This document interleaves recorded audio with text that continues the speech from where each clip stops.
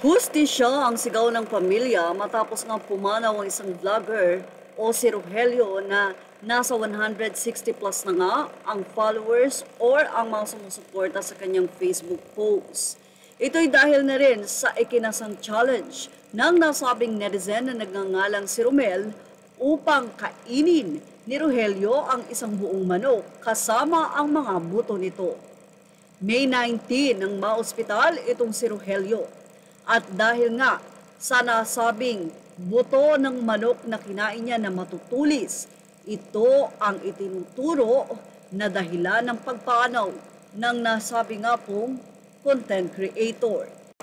Yes, inihatid na nga sa huling hantungan si Rogelio, ang nasabi nga pong content creator na pumanaw matapos itong kumasa o tanggapin ang challenge ng isa niyang follower na kumain nga ito ng manok kasama ang lahat ng buto nito.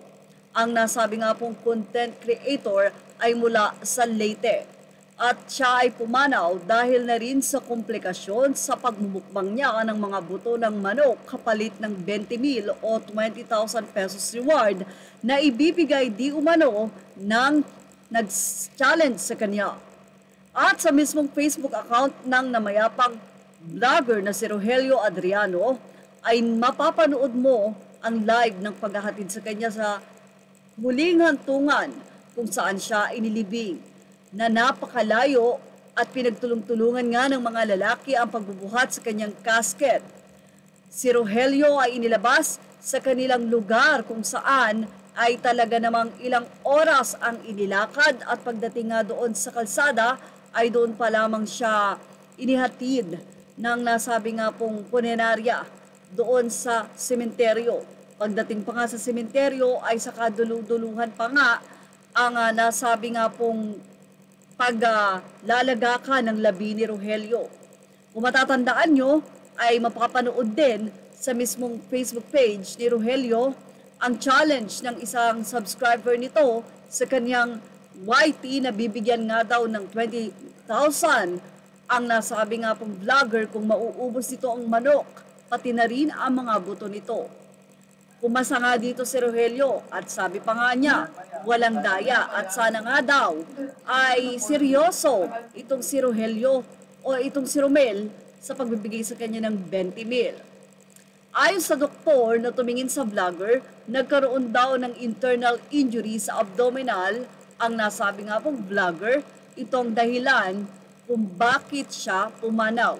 Dahil ang nasabing mga buto na kinain ito ay nag-block sa kanyang intestine o bumara.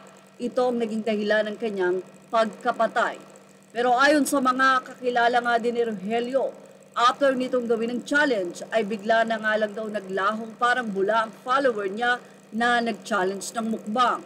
Bigla na lang daw itong nag-deactivate ng kanyang social media account kaya hindi na makapag-message sa mga kaibigan o content creator ng biktima. Kaya naman nananawagan ang pamilya ni Rogelio na sana'y matunto ng follower at panagutin ito sa pagkapanaw ng mukbanger. Hustisya ang kanilang tinatawag o panawagan. Mayroon nga bang pananagutan ang nasabi nga pong followers na ito? Dahil alam niyang ikakapahamak ito ni Rogelio. Pero hindi niya ito pinigilan at hinayaan niyang magmukbang ito. Samantalang si Rogelio ay mayroon nga rin bang kasalanan sa kanyang sarili kung bakit pinatulan ang nasabi nga pong hamon na iyon kahit na lingid sa kanyang kaalaman na pwede itong magdulot ng kapahamakan sa kanya. Well, ano ang masasabi niyo about dito? Ilagay na ang inyong opinion sa ating comment section, images or all credit to the rightful owners. Thank you for watching. Show us now.